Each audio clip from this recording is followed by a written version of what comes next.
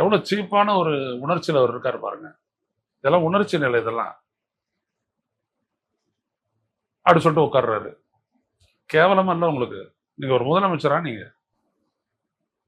நான் ஏமாற்றத்துல இருந்து பேசுறேன். யாருக்காக இருந்தாலும் நீங்க தமிழ்நாட்டுடைய முதலமைச்சர். நீங்க எனக்கும் நீங்க தான் முதலமைச்சர். இப்படியா நடந்துக்குவீங்க?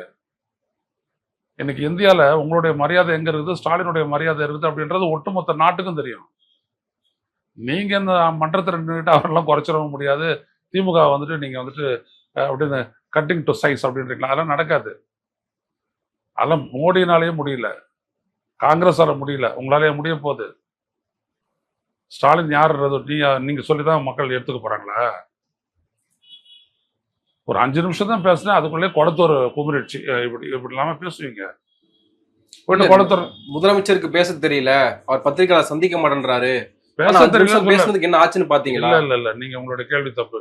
முதலமைச்சர் எதுக்கும் பேசுறது இல்லை அப்படின்றதுதான். சட்டம் ஒழுங்கு அப்படின்னு வரும்போது நீங்க ஏன் பேசல? ஏன் ஒரு வேண்டுகோள் விடுக்க கூடாதா? சட்டம் ஒழுங்கு தொடர்பான ஒரு வேண்டுகோள் விடுக்க கூடாதா? மின்சார தொடர்பாக நாங்க இதான் செய்ய போறோம்னு ஒரு அறிக்கை கொடுக்க கூடாதா முதலமைச்சர்?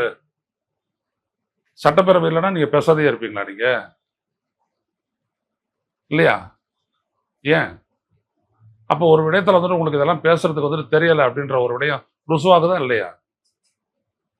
மக்களுக்கு நீங்க சொல்லணும் இல்லைங்க. மக்கள் தெருவில் வந்து போராடுறாங்கல்ல, விவசாயிகள் போராடுறாங்கன்னு ஏட்டா திமுக தூண்டி விடுறான்றீங்க.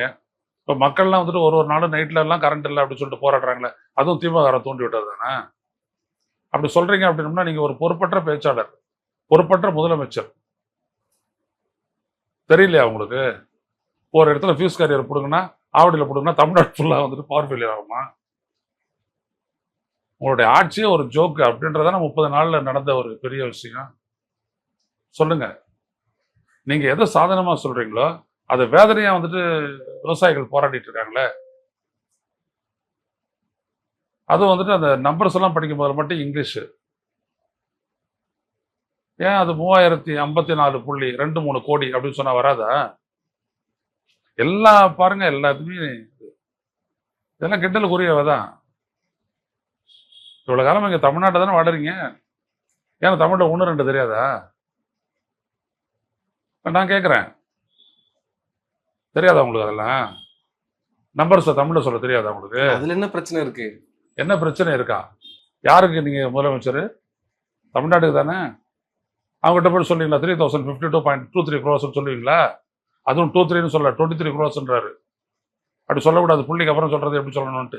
இவர் கான்வென்ட் பாய் தானே அவரு.